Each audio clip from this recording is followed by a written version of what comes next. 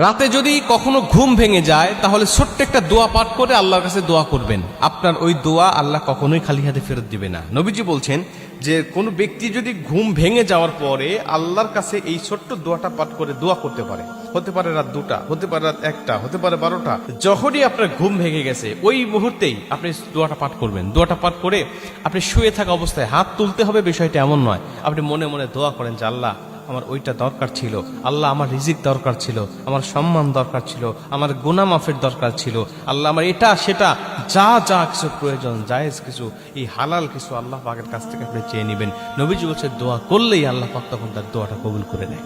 আর আরো ভালো হয় যদি আপনি ঘুম ভেঙে যাওয়ার পরে 2টার সময় আপনার ঘুম ভেঙে গেছে, আপনি উঠে যান, উঠে গিয়ে ওযু করে আপনি 2 রাকাত তাহাজ্জুদ নামাজে দাঁড়িয়ে যান। কারণ নবীজি বলছে যে ওই সময় কিছু চাইলেই আল্লাহ দোয়া কবুল করে। আপনি ঘুম ভেঙে যাওয়ার পরে দোয়াটা করলেন, দোয়াটাও কবুল হয়ে গেল। আর